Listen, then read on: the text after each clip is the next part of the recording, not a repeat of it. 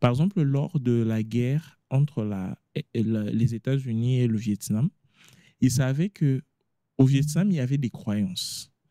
Dans ces croyances-là, on disait par exemple que il y a des fantômes, des gens qui sont morts dans ta famille, qui peuvent venir à des heures précises pour te passer des messages. Et eux, en sachant ça, que beaucoup de Vietnamiens pensaient ça, ils ont utilisé dans la guerre des baffles spécialisés pour simuler le son et créer un environnement comme s'il y avait réellement des fantômes, pour dire aux Vietnamiens que la majorité d'entre eux devraient arrêter et fuir.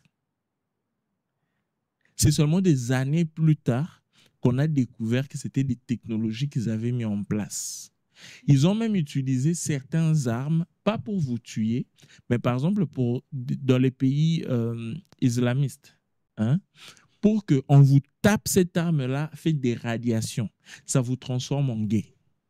Ou ça vous donne des tendances en ce moment-là. Ce sont des technologies qui existent et qui peuvent être utilisées.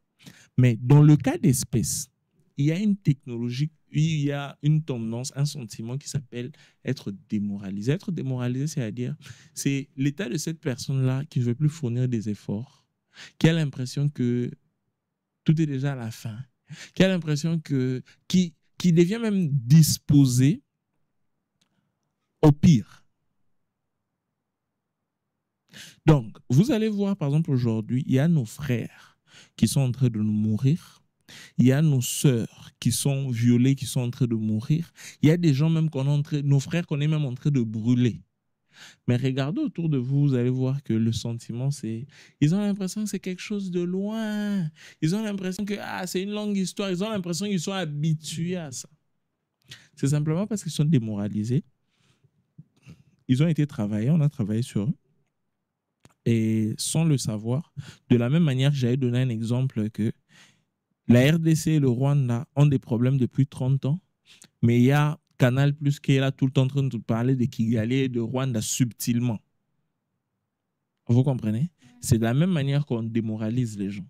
On les met dans un environnement où ils sont constamment fatigués, on les met dans des situations où ils sont constamment en train de se plaindre et finalement, ils sont démoralisés. Quand il y a quelque chose d'important, comme par exemple là, on vient de nous tuer, 7000 personnes mortes, où il y a des problèmes de guerre, il y a des problèmes de ceci, personne ne s'est levé le petit doigt parce que vous êtes déjà fatigué, vous êtes déjà démoralisé.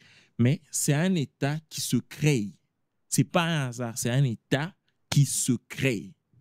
Donc, on a créé ça pour nous et la majorité de la jeunesse est démoralisée. Et ils ne savent même pas qu'ils sont démoralisés. Ils ne savent même pas qu'ils sont émotionnellement détachés de leur pays, détachés de leur patrie. Ils sont en train de dire, en espérant que ça va s'arranger tout seul ou en espérant que ça sera quoi le pire qui puisse arriver. Il peut y avoir un pire, mais on ne voit pas ça parce qu'on est juste démoralisé.